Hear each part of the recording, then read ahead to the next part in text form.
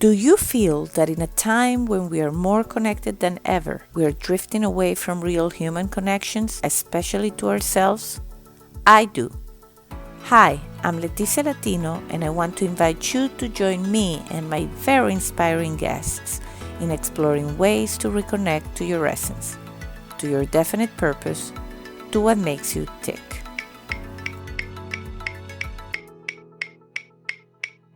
Are you ready?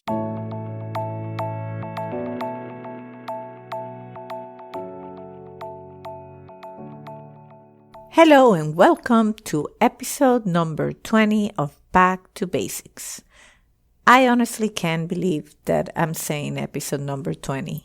When I started this journey, actually before I started this journey and I was doing the podcast fellowship by Alex de Palma and Seth Godin, they said at some point during the program that if you made it to 20 episodes, you were officially a podcaster. So thank you very much, everybody out there that has listened, even to one episode, because that has given me inspiration to keep going and ship every week what I believe have been awesome interviews with amazing people. So here it is, number 20. And for this episode, I wanted to be the guest. I guess that episode number 10, also to mark that milestone, I did an episode about bucket lists. And I've gotten the feedback that it was a good episode and you enjoyed listening to me. So I figure, well, every 10 episodes, I might steal the spotlight and share some of my own experiences with you.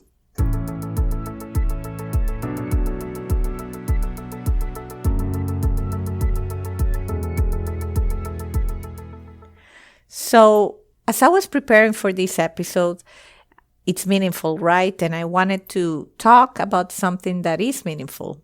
And what it came to mind is, and maybe it is because it's very recent in my brain, was my last interview with Zach Luz. I enjoyed that interview very much. I enjoy talking to him. I had never met him in person, but definitely a lot of what he said resonated enough that I had to check his podcast out. His podcast is called Guided and he's fantastic. So I definitely invite you to listen to it and see if it does anything for you. But it definitely is doing a lot for me. And his motto, or the motto of the podcast, is following your intuition no matter where it takes you. And I think that's just brilliant. And when I look back at my life, I think the reason why Zach's podcast resonates with me is because I have followed my intuition a lot. And in many instances, I've been called crazy. I've been called a whole lot of different things, but mostly crazy and sometimes perceived as, doesn't she have enough to do, or doesn't she have enough on her plate that she has to go do something else? And that curiosity sometimes have been mistaken by lack of fulfillment, which I definitely don't think I have. I feel very happy with my life, but I just have an eternal curiosity for things, and I do pay attention to the signs. Zach calls them, I don't remember if it was on the interview or in a later conversation that we had, he called them the whispers. And since very young age, I have heard those whispers and in my head telling me to do stuff. So today I'm going to share one of them. And when I was trying to follow the lead of my mind saying which episode I want to share, it came to mind one that really has touched my personal life, my professional life, and I still feel the benefits of following that intuition. So if you remember from my bucket list episode, I mentioned a lot of things that I wanted to do.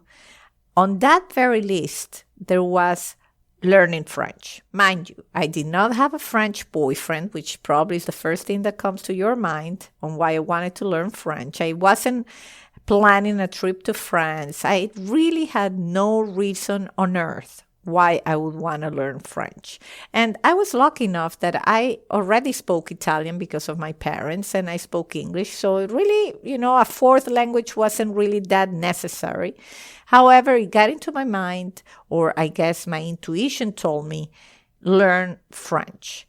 And as a joke, what I did is start by buying the Berlitz Think and Talk. And I don't know if you're familiar with it, but basically there were CDs and you can play it on your car or in your car. And I did have kind of a long commute to work, and I started, like a joke. But in retrospective, I started how many brilliant coaches tell you to start, which is do small things at a time and find something small to get you to your goal. So I started doing that. And it, of course, got into the point after a few months that I had done all the CDs.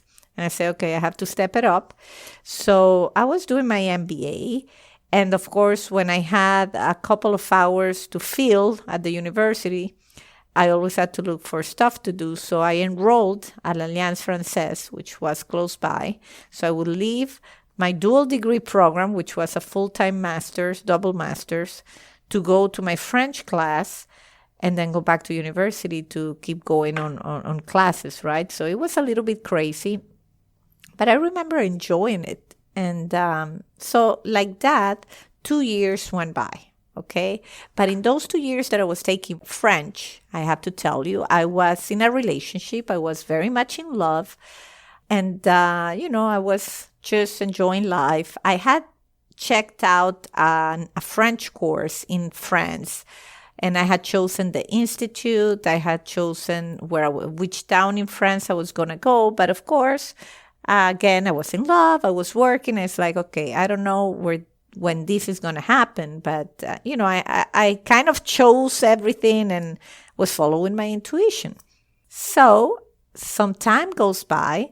And after maybe 3 years of relationship, maybe 4, I really thought I was going to marry this guy, and we break up. And the first thing that came to mind is, now I can maybe do the France thing. And, but life kept going and I didn't act upon it. And what happened then is after 10 months apart, we go back together, me and my ex. And right around the time we got back together, I was at work and I was printing a huge document. I used to work in proposals, and I think the shortest document was 100 pages. And I print this document, and those were the times, where the big printer was in a centralized location on the office floor. This is back in 2001. So it's a few years now. I'm dating myself, but anyway. And I pick up the document from the printer and I start reading. And what do you know that in the middle of that 100-page document, waiting to be read by me, there were 2 pages, and they were a printout of the exact institute I had chosen a while back, where I was going to go in France, in the same city. That institute actually had 4 different cities where you could go, but no, the pages were from the same exact city that I had chosen. And I was shocked. I started looking around.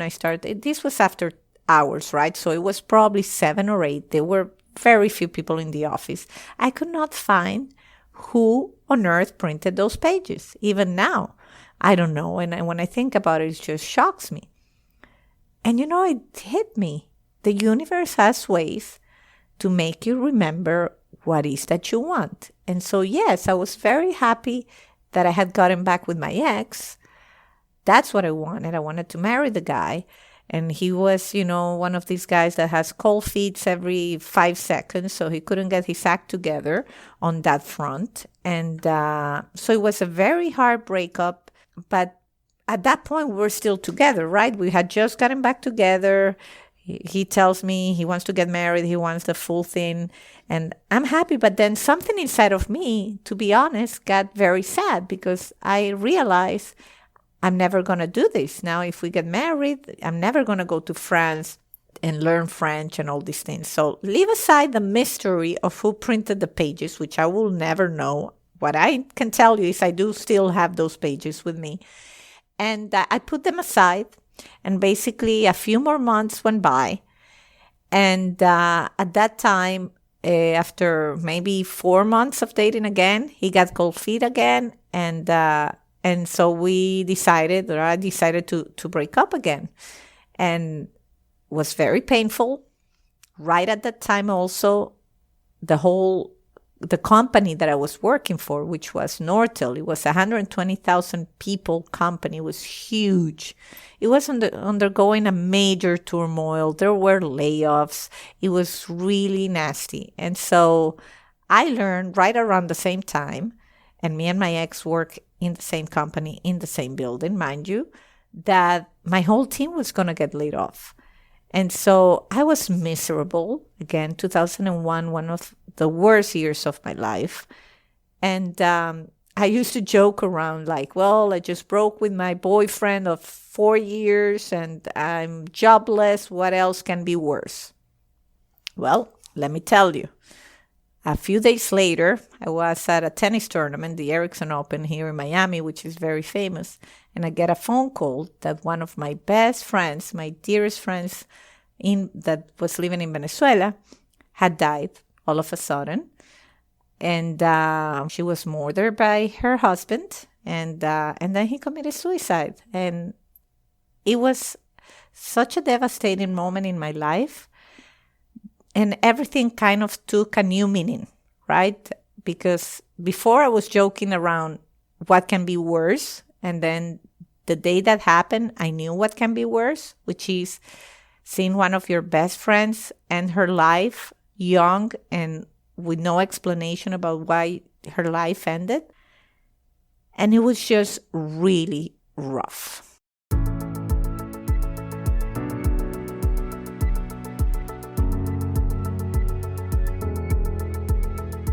So at that point, I hadn't been fired yet, but, the whole company was crumbling. Eventually, Nortel went completely bankrupt and disappeared. But I remember going to my boss and saying, listen, don't sweat it anymore. I mean, if you have to fire people, I just want to leave. I want to go.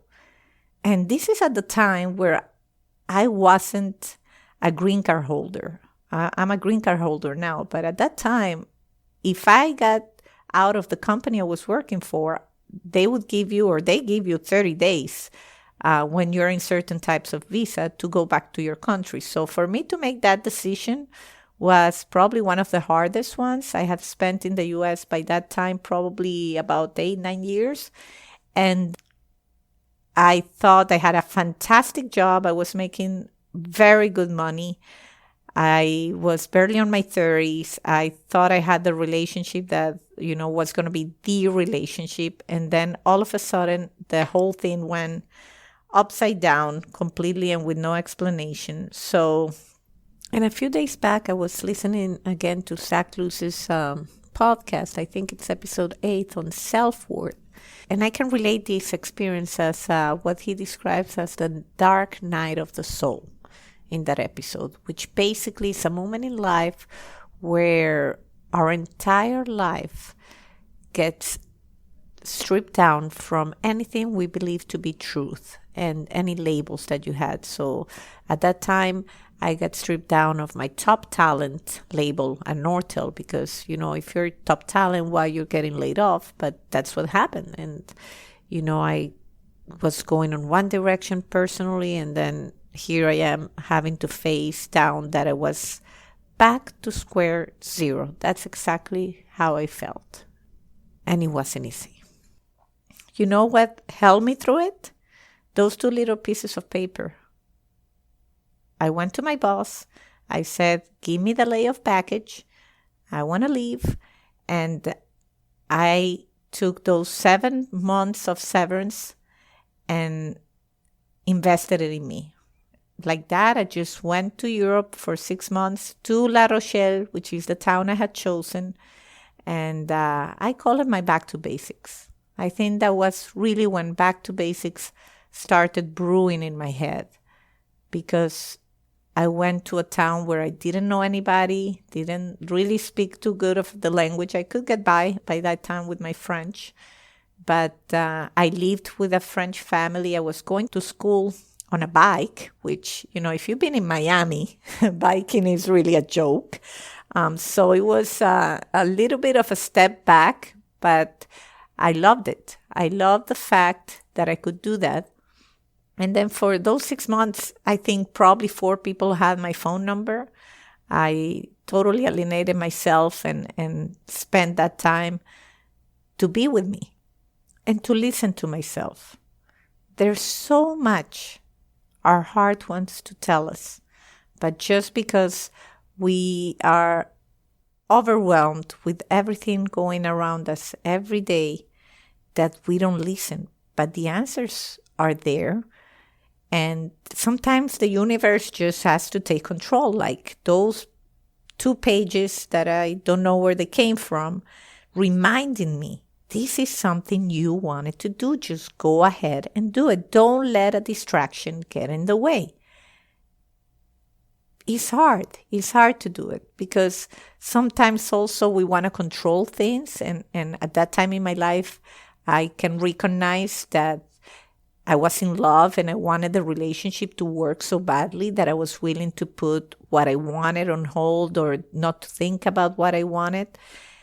And but destiny found a way to remind me. And so I'm happy I follow my intuition because not only was a fantastic experience, and if I could go back in time, I would do it all over again. It was a very hard experience. I was not in a good place when I got there.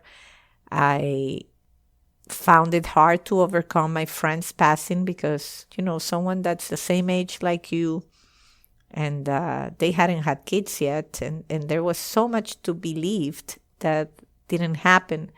And you get a little bit of that sense of guilt, rather, that why am I getting to do all these things? And she didn't get to do those things. But that's obviously why my motto actually in France became pourquoi pas, which in French is why not. So people would invite me, I don't know, they invited me to the Madonna concert in Paris and I would say pourquoi pas. And they would make, crazy invitations just to go places and to do things that I didn't care about. But, I would just say pourquoi pas, let's just do it and live life to the fullest. And it became my motto.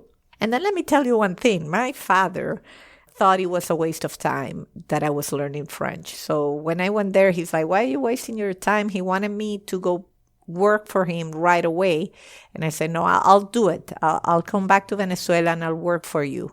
And if you heard this podcast and some of the episodes, you will know that I've said in a few of the episodes that I had sworn never to work for the family business. And then I guess this whole episode that I just told you changed my perspective. And I said, if I'm going to work hard and work for something, I much rather do it for my dad's legacy and for the family business. And that's how I decided to do it. But I needed that break. I needed those 6 months for myself to remember who I was, what I liked. And when I was ready, I said yes.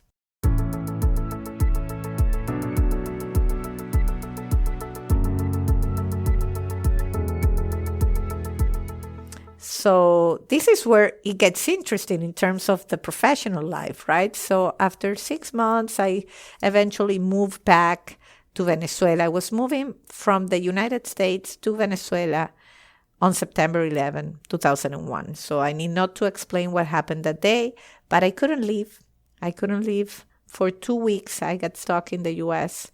And although I had returned from France to the U.S. to pack my things, remember they had only given me 30 days to leave. So what I did is I left right away and I said, you know what, I'll come back in September, pack my stuff and proceed to moving back home. And so I'm dealing with my own emotional mess, right? Being back in the U.S., now I'm going back home. I'm going back to live with my parents.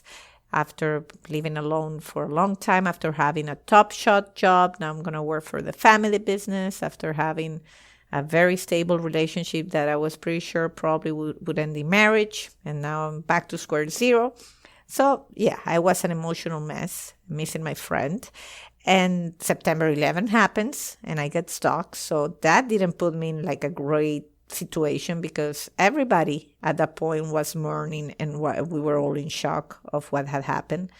And so it just was not exactly what I had envisioned. But in any case, after 2 weeks, I made it home.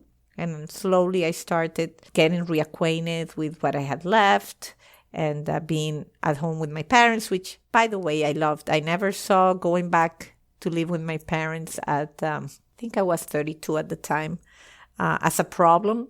I actually enjoyed it. But yeah, some aspects of the independency I lost, and Venezuela being a very, very unsafe place, that took a toll because I couldn't move as freely and as independently as I was used in the U.S. But probably that's a whole different subject for another episode. So I start working with the family business. I want to show my dad, that I had the experience, that I had what it takes. I start working on a few deals. And I land on a very interesting deal that was brought to me by my friends at Nortel. So I thought this is a good deal. It's being vouched for by the company I was working for. And I start working it and we land a huge deal. That was my first project. I was so happy. It was a big, big project. And so I'm starting to gain my confidence again. And some time passes and the project has had very demanding schedules. So we were asked to put money to guarantee performance. I convinced my dad to put it. He didn't want to. So we put the money down and we started working on the towers. And we had to build a bunch of them because otherwise we were going to lose the performance guarantee that we had put on it. And guess what? The guy that we had contracted with, that was vetted by Nortel, that seemed to be like all credible, the guy was a Ponzi schemer. The guy was a crook. And he made a lot of companies lose money, us included. So there goes my first big deal in the family business. My dad told my mom that he knew I was going to lose the money, and yet he gave me the money to do the deal, to put the guarantee. And he's such an amazing boss, let me tell you. He actually said, take the lost money as an investment for your MBA. And I said, Dad, but you already paid for my MBA, for 2 masters actually. And he said, well, then a doctorate. And it was actually cheap because you learned from it and your brother learned from it and your sister also learned from this experience. I was shocked, like my dad had empowered us to do something. He knew we were going to get burned. He still went ahead and did it.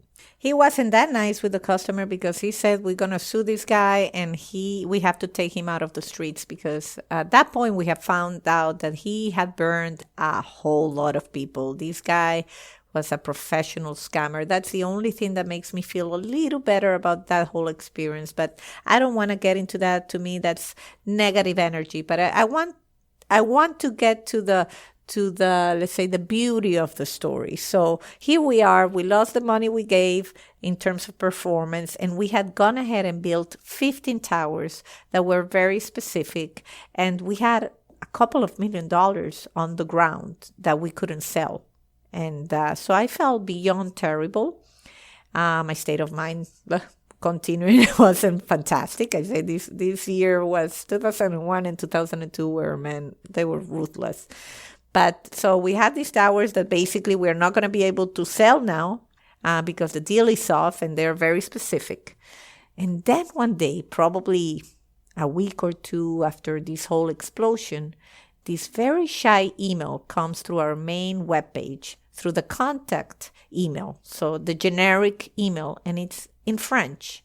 And it's basically a request asking if we have any towers in stock in French. So my brother tells me, there's this strange email. It's in French. Maybe it's the competition. My dad said, no, forget about it. That's scam. And, I say, why? Let me just answer it. And so, of course, I was eager to practice my French. I couldn't use it anywhere else, as my dad had predicted. And I respond the email. Well, guess what? Turns out this was an operator, a wireless carrier in the French West Indies, meaning Martinique and Guadeloupe and the French Guyana.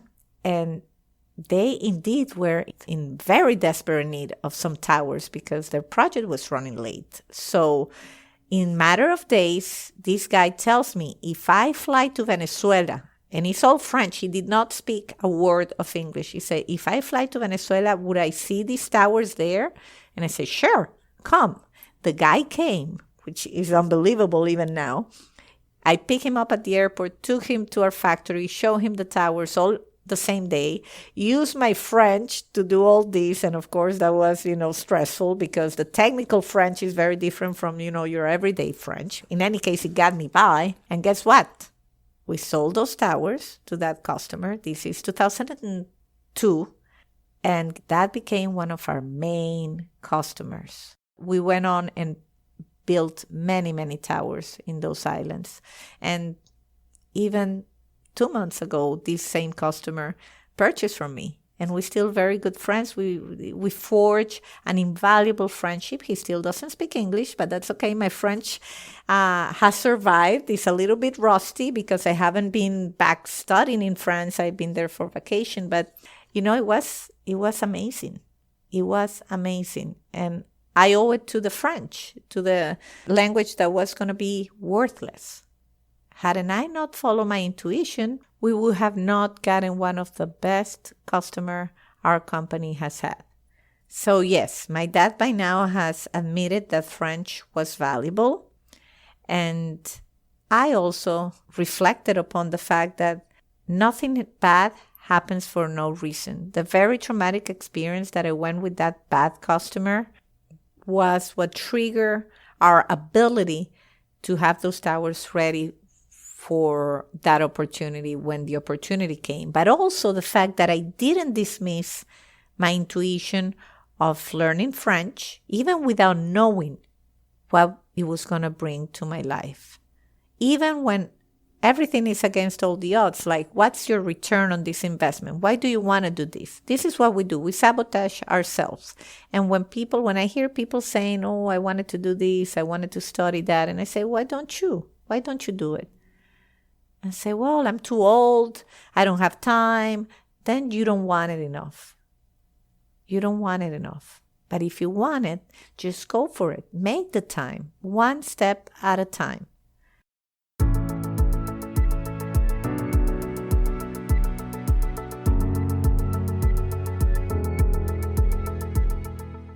Now, this podcast is also an outcome of my intuition.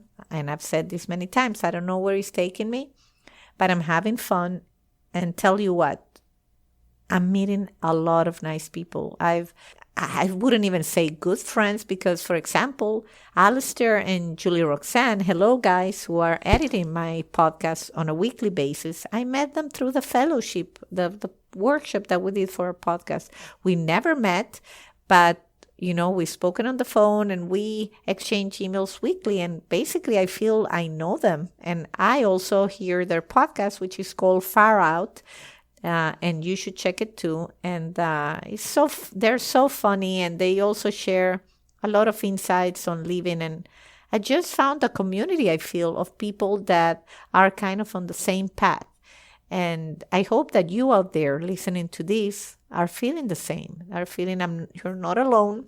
There's people like you that are in the search for something and that to follow a path that, is the unwritten path, and that we are going through life and we are trying to make the most out of our lives. And that's why I feel if we don't tune ourselves or tune into the messages of the universe, then we're missing on something bigger because the signs are there and they're everywhere.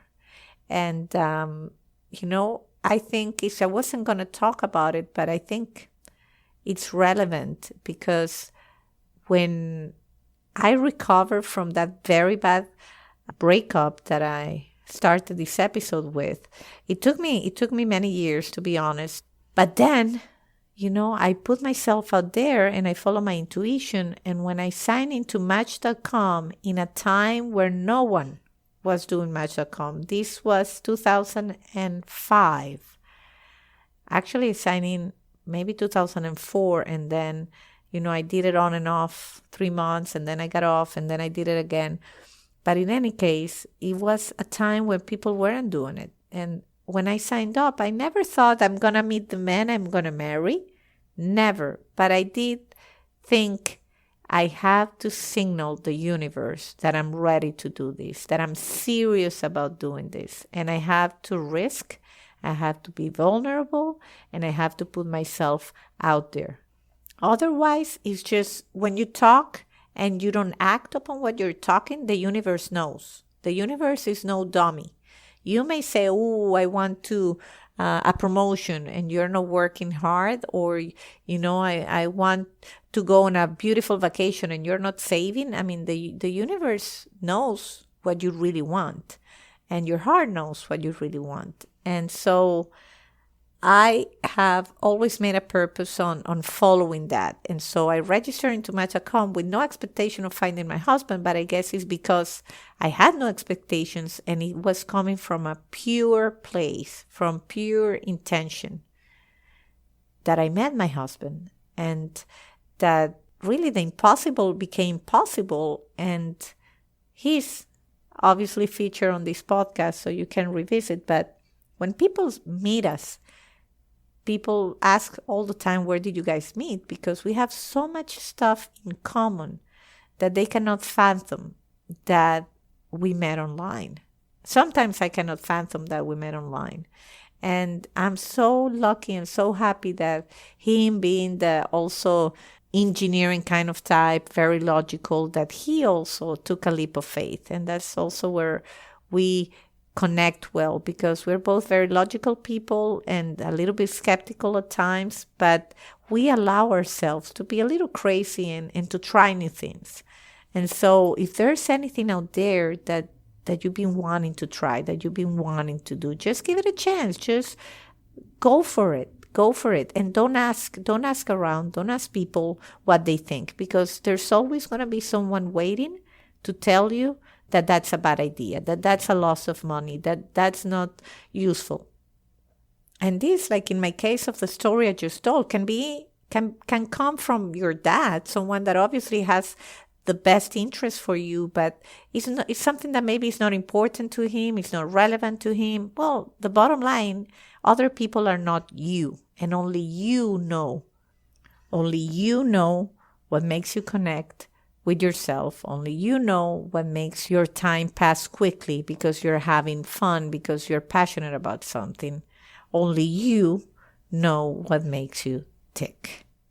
And that, my friends, is the whole purpose of this podcast. So all I have to say is I hope you liked this little story about intuition and this little spin-off of my last episode with Zach Luz.